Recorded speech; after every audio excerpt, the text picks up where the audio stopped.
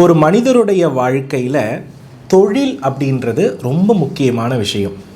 தொழிலில் கடன் ஏற்பட்டது அப்படின்னாலே நமக்கு மூளை சரியாக வேலை செய்யாது அப்படின்னு நம்ம முன்னோர்கள் சொல்லுவாங்க. ஏன்னா கடன் அப்படின்ற ஒரு பிரச்சனை இருக்கும் பொழுது அடுத்த கட்ட முடிவுகள், அடுத்த கட்ட நகர்வுகள் எல்லாமே நமக்கு பிளாங்க் ஆகி நிற்கிற மாதிரியே இருக்கும் அப்படின்றது தான் யதார்த்தமான ஒரு உண்மை. முருகப்பெருமான், கன்னிமூல கணபதி, பஞ்சலிங்கங்கள், கஜலட்சுமி, அதே போல சரஸ்வதி, விஷ்ணு துர்க்கை, பிரம்மா, சண்டிகேஸ்வரர், இப்படி ஒவ்வொரு தெய்வத்திற்கும் பார்த்தீங்கன்னா இந்த பிரகாரத்தில் என்ன பண்ணப்பட்டிருக்கும்னா சன்னதிகள் ஒதுக்கப்பட்டிருக்கும். இந்த இடத்தில் இருக்கக்கூடிய தெய்வங்களினுடைய பார்வை நாம வணங்கி பெறுவது தான் மகா பாக்கிய யோகம் அப்படின்னு என்ன பண்ணப்படுதுன்னா ஒரு ஜோதிட விதிமுறையில் சொல்லப்படுது. ஆலயத்தை வரும்பொழுது பேசக்கூடாது, சிரிக்கக்கூடாது, அதே மாதிரி கைத்தட்டக்கூடாது, இன்னொருவரை பார்த்து கேலி செய்யக்கூடாது, காமம் சம்பந்தப்பட்ட எண்ணங்கள் தோன்றக்கூடாது, ஆலயத்தில் பிரகாரத்தில் வலம் வரும்பொழுது காதல் சம்பந்தப்பட்ட ரகசியங்களை பேசக்கூடாது, வேறு ஒருவருடைய குடும்பத்தை பற்றி என்ன பண்ணக்கூடாதுன்னா நகைத்து கொள்ளக்கூடாது. காரணம், நீங்கள் உள்ள இருக்கக்கூடிய கர்ப்ப கிரகத்தில் இருக்கக்கூடிய இறைவனை வழிபட்ட பலன் அந்த பிரகாரத்தை வலம் வரும்பொழுது மட்டும்தான் முழுமை அடைகிறது. அப்போ அந்த பிரகாரத்தில் நீங்கள் என்ன மாதிரி கேரக்டரில் எந்த எண்ணோட்டத்தில் நடக்கின்றீர்களோ அந்த அதிர்வைத்தான் நீங்கள் வரமாக பெற்று வெளியே வருகிறீர்கள். அதை தான் கொடிமரத்தில் சமர்ப்பணம் செய்துவிட்டு வெளியே வரீங்க.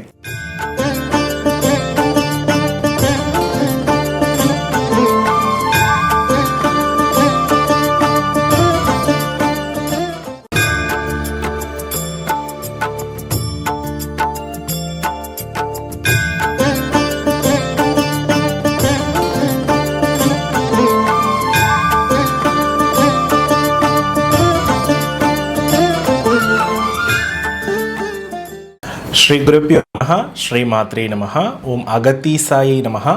சித்தர்யுகம் இறையடியார்கள் அனைவருக்கும் அன்பான வணக்கங்கள்.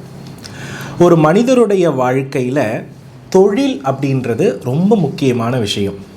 தொழிலில் கடன் ஏற்பட்டது அப்படின்னாலே நமக்கு மூளை சரியாக வேலை செய்யாது அப்படின்னு நம்ம முன்னோர்கள் சொல்லுவாங்க. ஏன்னா கடன் அப்படின்ற ஒரு பிரச்சனை இருக்கும் பொழுது அடுத்த கட்ட முடிவுகள், அடுத்த கட்ட நகர்வுகள் எல்லாமே நமக்கு பிளாங்க் ஆகி நிற்கிற மாதிரியே இருக்கும் அப்படின்றது தான் யதார்த்தமான ஒரு உண்மை. தொழில்காரகன் அப்படின்னு எடுத்துக்கிட்டோன்னா ஜோதிடத்தில் சனி பகவானை குறிக்கும். இந்த தொழில் காரகத்துவத்தோடு யாருக்கெல்லாம் சந்திரன், செவ்வாய், கேது இந்த 3 கிரகங்கள் தொடர்பாகிறதோ இவர்களால் கடன் வாங்காமல் தொழிலே பண்ண முடியாது. இந்த சனி பகவான் இந்த 3 கிரகத்தோடு ஒரு ஜாதகத்தில் நிற்பதை தான் நாம் கடன் தரும் யோகம் அப்படின்னு சொல்கிறோம். அதாவது கடன் உருவாகி அவங்க கடனிலேயே வாழ வேண்டிய நிர்பந்தம் சனி செவ்வாய், சனி சந்திரன், அதற்கு அடுத்தபடியாக சனி கேது. இந்த 3மே பார்த்திங்கன்னா ஜாதகரால் தனிப்பட்ட முறையில் சுயமாக கடன் இல்லாமல் வாழுவதற்கு இந்த கிரக அமைப்பு விடாது. எப்போதுமே அவருடைய பண தேவைகள் ஒரு கடனை அடைப்பதற்கு இன்னும் ஒரு புதிய கடன் வாங்க வேண்டிய நிர்பந்தமும், பிற மனிதர்களுடைய உழைப்பை மட்டுமே வைத்துக்கொண்டு தான் வாழ வேண்டிய சூழல்களும் அதிகமாக ஏற்படுகிறது. இந்த அமைப்பிற்கு ஒரு நல்ல தீர்வு என்ன அப்படின்னு நம்ம கவனித்து பார்த்தோம்னா சனி பகவானை ஏதாவது ஒரு வழியில் நம்ம என்ன பண்ணணும்னா சுபத்துவமாக்கணும். பொதுவாக சனி பகவான் சுபத்துவமாக்குற பரிகாரம் என்ன அப்படின்னா நடக்கிறது தான். இப்போது உதாரணமாக ஒரு சாலை அப்படின்னு இருக்குது அப்படின்னா இந்த சாலையில் நம்ம நடைப்பயணங்கள், பாத யாத்திரைகள் இது மாதிரி செய்கிறது எதற்காக அப்படின்னா சனி பகவானுடைய பிரீதிக்காக மட்டும்தான். அப்போது இந்த சனி பகவானை சுபத்துவமாக மாற்றக்கூடிய கோள் யார் அப்படின்னு நம்ம எடுத்துக்கிட்டோம்னா குரு பகவான். இப்போது ஒரு ஜோதிடத்தில் சனி பகவானையும் குரு பகவானையும் இணைவை என்ன நிறைய பேர் சொல்கிறாங்கன்னா பிரம்மஹத்தி யோகம் அப்படின்னு சொல்கிறாங்க. அது கிடையாது. முதல்ல ஒரு கிரகத்தினுடைய பார்வையை வைத்து தான் அது தோஷமா அல்லது பார்த்தீங்கன்னா அதிர்ஷ்டமா என்பதை முடிவு பண்ண முடியும். சனி பகவான் என்ற கர்மகாரகனை குரு பகவான் என்ற சுபத்துவ கிரகம் பார்த்தால் அதற்கு பெயர் சனி குரு சேர்க்கை. இதற்கு மகா பாக்கிய யோகம் என்று பெயர். அதுவே குரு பகவானை சனி பகவான் பார்த்தால் குருவினுடைய பலன்கள் அத்தனையும் அங்கு சனி பார்வையால் இழந்து விடுவார். இதற்கு பெயர்தான் பிரம்மஹத்தி தோஷம் என்று பெயர். அப்போ பிரம்மம், படைத்தல், இது எல்லாமே நம் மூளை தொடர்பு படுத்தப்பட்ட கிரகம். அதுக்குரிய கிரகமான குருவை சனி பகவான் பார்க்கின்ற பொழுது அது தடையாகிறது. அதனால் அதற்கு பெயர் பிரம்மஹத்தி. அப்போ குருவை சனி பார்த்தால் அதற்கு பெயர் பிரம்மஹத்தி. சனி பகவானை குரு பகவான் தொடர்பு கொண்டால் இதற்கு பெயர் பார்த்தீங்க அப்படின்னா மகாபாக்கிய யோகம். இது ஒருவருடைய தனிப்பட்ட ஜாதகத்தில் சனி பகவான் அமர்ந்த நிலை, குரு பகவான் அமர்ந்த நிலை, இருவரும் எத்தனை டிகிரியில் இருக்காங்க, அவங்களுடைய பார்வையை பொறுத்து மாறுபடும். இதுதான் உண்மை. நம்ம வெறுமனமே ஒரு கட்டத்தில் இந்த ரெண்டு கிரகமும் இணைஞ்சிருந்தா இதில் யார் யாரை பார்க்குறாங்கன்ற முடிவு பண்ணுறது டிகிரியை வச்சு தான் முடிவு பண்ணணும். அதை வச்சு தான் நம்ம பலன் சொல்கிறதுக்கே ஒரு முடிவு எடுக்க வேண்டிய நிர்பந்தம் ஏற்படுது. இது தெரியாமல் நிறைய பேர் என்ன பண்ணிக்காதீங்கன்னா குழப்பிக்காதீங்க. இந்த மகா பாக்கிய யோகத்தை நாம் வாழ்க்கையில் நடைமுறையில் பரிகாரத்தின் மூலம் வெற்றி பெற முடியுமானா நிச்சயமாக முடியும். அதுதான் பார்த்தீங்கன்னா ஆலயத்தினுடைய பிரகாரம். இந்த ஆலய பிரகாரம் அப்படின்னு நம்ம எடுத்துக்கொள்ளும் பொழுது இறைவன் இறைவி எல்லாத்தையுமே வணங்கிட்டு நம்ம என்ன பண்ணுவோம்னா வெளி பிரகாரத்தில் வலம் வருவோம். இந்த வெளி பிரகாரத்தில் வலம் வரும் பொழுது நம்மளுடைய கர்ம கணக்கு இங்கு என்ன செய்யப்படுதுன்னா குறைக்கப்படுது. காரணம், பிரகாரத்தை வலம் வருதல் சனி பகவானுக்கு பரிகாரம். இந்த சனி பகவானுக்காக நம் பிரகாரம் வலம் வந்து அங்கே இருக்கக்கூடிய உபதெய்வங்களை எல்லாத்தையுமே நம்ம என்ன பண்ணிட்டு வருவோம்னா வழிபட்டுட்டு வருவோம். நீங்கள் நல்லா கவனித்து பார்த்தீங்கன்னா தெரியும், சப்த கன்னி, 63 நாயன்மார்கள், அதே போல பார்த்தீங்க அப்படின்னா முருகப்பெருமான், கன்னிமூல கணபதி, பஞ்சலிங்கங்கள், கஜலட்சுமி, அதே போல சரஸ்வதி, விஷ்ணுதுர்க்கை, பிரம்மா, சண்டிகேஸ்வரர், இப்படி ஒவ்வொரு தெய்வத்திற்கும் பார்த்தீங்கன்னா இந்த பிரகாரத்தில் என்ன பண்ணப்பட்டிருக்கும்னா சன்னதிகள் ஒதுக்கப்பட்டிருக்கும். இந்த இடத்தில் இருக்கக்கூடிய தெய்வங்களினுடைய பார்வை நாம வணங்கி பெறுவது தான் மகா பாக்கிய யோகம் அப்படின்னு என்ன பண்ணப்படுதுன்னா ஒரு ஜோதிட விதிமுறையில் சொல்லப்படுது. அப்போ நீங்க என்ன செய்யணும் அப்படின்னா ஒரு ஆலயத்தில் இந்த பிரகாரத்தை வலம் வரும் பொழுது நீங்க என்ன நினைக்கின்றீர்களோ உங்களுடைய கர்மா குறையணும்னு மனதார உருகி இரு கரம் கூப்பி அந்த பிரகாரத்தை வேகமாக இல்லாமல் மெதுவாக, ஏன்னா குரு என்றால் யானை என்று பொருள், யானை எப்படி அசைந்து அசைந்து நடக்குமோ அதுபோல ஒரு பிரகாரத்தை பொறுமையாக ஒவ்வொரு சன்னதியிலும் நாம் என்ன பண்ணோம்னா நின்று இறைவனை வழிபட்டுட்டு பொறுமையாக நிதானமாக கொடிமரத்திற்கு வணங்கக்கூடிய முறை தான் மகாபாக்கிய யோகம் அப்படின்னு பெயர். இதைத்தான் என்ன பண்ணுறாங்கன்னா இறைவன் எழுந்தருளல் கூடிய பிரகாரமாக இந்த பிரகார வீதிகள் என்ன பண்ணுதுன்னா இருக்கிறது. ஏன்னா தெய்வத்தை குறிக்கக்கூடிய கிரகம் குரு பகவான். அதனால தான் பிரதோஷ காலகட்டத்தில் இறைவன் நந்தியம்பெருமான் மீது அமர்ந்து அவருடைய ஆலயத்தை வலம் வருவார். பின்னால் நம்மளும் செல்வோம். இது எந்த சேர்க்கையை குறிக்கிறதுனா சனி குரு சேர்க்கையை குறிக்கிறது. இந்த யோகம் நமக்கு எதை தரும் என்றால் நம் உடலில் பஞ்சபூதத்தில் மண் தத்துவத்தை பலப்படுத்தும். மண் தத்துவத்தை பலப்படுத்தும் பொழுது மனோதிடம் கிடைக்கும். அதே போல யாரையும் பகைத்து கொள்ளக்கூடிய மனநிலை என்பது வரவே வராது. எப்போதும் மகிழ்ச்சியோடும் லக்ஷ்மி கடாட்சத்தோடும் இருக்கிற நிலை வரும். காரணம், மண் தத்துவம் என்பது லக்ஷ்மிக்குரிய அம்சம். அந்த மண்ணுக்குள் தான் என்ன பண்றாங்கன்னா அம்பாள் உதயமாகிறாங்க. மண்ணுக்குள்ள தான் தங்கம் வெள்ளி அத்தனையுமே இருக்கிறது. அப்போ மண் தத்துவம் சரியாக வேலை செய்யணும்னா அதற்கு பெயர் தான் அங்க பிரதட்சணம், அடிப்பிரதட்சணம், ஆலய பிரதட்சணம் அப்படின்னு சொன்னதுக்கான காரணம். ஏன்னா மண் தத்துவம் சீராகும் பொழுது மனமும் சீராகிறது, மனம் சீராகும் பொழுது நோயும் சீராகிறது, அதே போல கடனும் குறைகிறது. அப்படிப்பட்ட அங்க பிரதட்சணம், அடிப்பிரதட்சணம், வலம் வருதல், இதை ரொம்ப எளிமையா நீங்க என்ன பண்றீங்கன்னா கையாளக்கூடிய நிலையில இன்னைக்கு மக்கள் என்ன பண்றாங்கன்னா இருக்காங்க. அதை நல்லா ஞாபகம் வச்சுக்கணும்.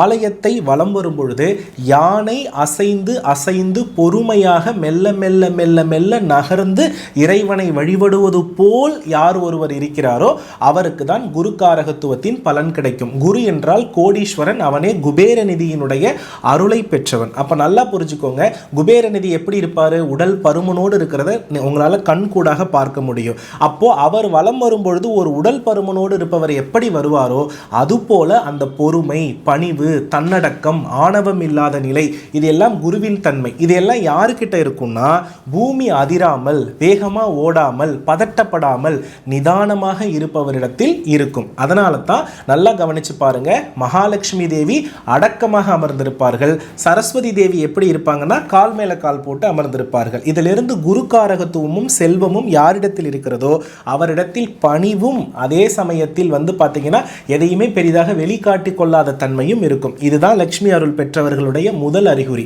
அதனால ஆலயத்தை வரும்பொழுது பேசக்கூடாது, சிரிக்கக்கூடாது, அதே மாதிரி கைத்தட்டக்கூடாது, இன்னொருவரை பார்த்து கேலி செய்யக்கூடாது, காமம் சம்பந்தப்பட்ட எண்ணங்கள் தோன்றக்கூடாது, ஆலயத்தில் பிரகாரத்தில் வலம் வரும்பொழுது காதல் சம்பந்தப்பட்ட ரகசியங்களை பேசக்கூடாது, வேறு ஒருவருடைய குடும்பத்தை பற்றி என்ன பண்ணக்கூடாதுன்னா நகைத்து கொள்ளக்கூடாது.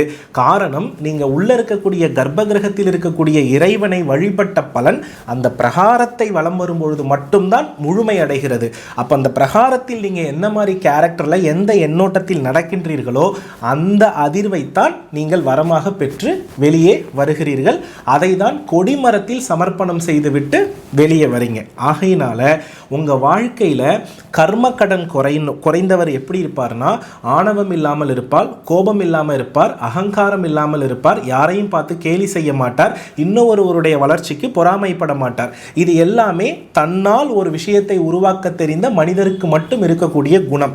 அப்படிப்பட்டவருக்கு தான் மகாபாக்கிய யோகமான சனி குரு சேர்க்கை ஒரு ஜாதகத்தில் இருக்கும். இதை டிகிரி வச்சு தான் கண்டுபிடிக்க முடியும். இந்த அமைப்பை நாம பெறணும்னா, நமக்கு கடன் குறையணும் அப்படின்னா சனிக்கிழமைகளில் ஆலய பிரதட்சணம் மிக சிறப்பாக வலம் வரணும். இதுக்கப்புறம் நான் எந்த கோவிலுக்கு போனாலும் யாரெல்லாம் பொறுமையாக வலம் வருகிறீர்களோ அவர்களெல்லாம் இந்த வீடியோவை பார்த்து தான் நான் என்ன பண்ணிக்கிறேன்னா நம்புகிறேன். அதே போல் பிரகாரத்தை வலம் வரும் பொழுது எக்காரணத்தை முன்னிட்டும் ஆலயத்திற்குரிய விபூதி குங்கும பிரசாதங்களை என்ன பண்ணாதீங்கன்னா ஆலயத்தினுடைய தூண்களில் போடாதீங்க. அது மிகப்பெரிய பாவம். காரணம் என்ன அப்படின்னா, இறைவன் நமக்கு அளிக்கக்கூடிய வரத்தின் வெளிப்பாடு தான் அவருடைய கர்ப்ப கிரகத்திலிருந்து கொடுக்கக்கூடிய பிரசாதம். அப்போ கொடுத்த வரத்தை நீங்கள் என்ன பண்ணுறீங்கன்னா வேண்டாம் என்று தூற்றுவதற்கு சமமாகிறது. அதனால் என்னை பொறுத்தளவில் ஆலய நிர்வாகத்தில் விபூதி கொட்டும் கிண்ணம், குங்குமம் கொட்டும் கிண்ணம்னு வைக்கிறதே முதல்ல தவறு. காரணம், இறைவன் கொடுக்கக்கூடிய பிரசாதங்களை நாம மனமகிழ்ச்சியோடு எடுத்துக்கிட்டு விபூதியை நெத்தியில் வச்சுக்கலாம், மீதம் இருந்தால் நெஞ்சு பகுதி வயிற்று பகுதியில் என்ன பண்ணிக்கலாம்னா பூசிக்கொள்ளலாம். இதுதான் பார்த்தீங்கன்னா சரியான முறை. அதனால இந்த தவறுகளையும் பண்ணாதீங்க. அதே போல பூச நட்சத்திரம், உத்திரட்டாதி நட்சத்திரம், அனுஷ நட்சத்திரம், இந்த 3 நட்சத்திரத்தில் சிவாலயத்தில் யார் ஒருவர் ஆலய பிரதட்சணம் ஆலயத்தை வலம் ஒரு 27 முறை, 18 முறை, 11 முறை இப்படி வலம் வருகிறார்களோ இவர்களுக்கு கடன் சுமை குறையும். அதே போல் மைத்ரேய முகூர்த்த காலகட்டம் பகல் நேரத்தில் வரும்பொழுது ஆலயத்தை வலம் வந்தால் கடன் சுமை குறையும். யார் என்ன பிறந்த கிழமையில் ஆலயத்தை வலம் வரும் பொழுது நல்ல ஒரு பலன் ஏற்படும். நான் சொல்லக்கூடியது கோவிலினுடைய உள்பிரகாரத்தில் நடக்கிறத சொல்கிறேன். வெளிப்பிரகார வீதி கிடையாது. உள்பிரகார வீதியில் இறைவன் பிரதோஷ காலகட்டத்தில் எழுந்தருளல் பண்ணி வலம் வரக்கூடிய இடத்துல நீங்கள் சிவாலயத்தில் நடக்க நடக்க உங்கள் ஜாதகத்தில் இருக்கக்கூடிய கர்ம வினைகள் படிப்படியாக குறையும். எவ்வளவு தூரம் பிரகாரத்தை வலம் வருகிறீர்களோ, அவசரம் இல்லாமல் வருகிறீர்களோ, அந்த அளவிற்கு உங்களுடைய கர்ம வினை நீங்குகிறது என்பது மட்டும்தான் உண்மை. இதை தான் நம்மளுடைய முன்னோர்கள் அடிப்பிரதட்சணம், அங்க பிரதட்சணம், ஆலய பிரதட்சணத்திற்கு அதிகபட்ச பலன் உண்டுன்னு சொல்லியிருக்காங்க. இதை யாரும் மறந்து கேலி செய்து மறந்துடாதீங்க. நல்லபடியாக பண்ணுங்க, வெற்றி நிச்சயமாக கிடைக்கும். அடியனுடைய பதிவுகளை தொடர்ந்து நேரடியாக என்னுடைய தொடர்புலேயே இருக்கணும், என்னுடைய பரிகார விளக்கங்களை நீங்கள் தெரிஞ்சுக்கணும் அப்படின்னா வாய்ஸ் ஆஃப் சிவகுரு அப்படின்ற வாட்ஸ்அப் சேனல் உருவாக்கப்பட்டிருக்கிறது. அதனுடைய லிங்க் டிஸ்கிரிப்ஷனில் கொடுக்கப்பட்டிருக்கிறது. ஃபாலோ பண்ணுங்கள். என்னுடைய வகுப்புகள் அன்றாட நிலைகளுடைய தன்மைகள் என்ன, பரிகாரங்கள் என்ன, தெய்வ வழிபாட்டின் தத்துவங்கள் என்ன அப்படின்றத டெய்லி அப்டேட் பண்ணிட்டு இருக்கேன். மறக்காமல் ஃபாலோ பண்ணி பயனடையுங்கள். மேலும் ஒரு அடுத்த நல்ல பதிவோடு உங்களை சந்திக்கிறேன். அதுவரை உங்களிடமிருந்து விடைபெறுகிறேன். வெற்றிவேல் முருகா. நன்றி, வணக்கம்.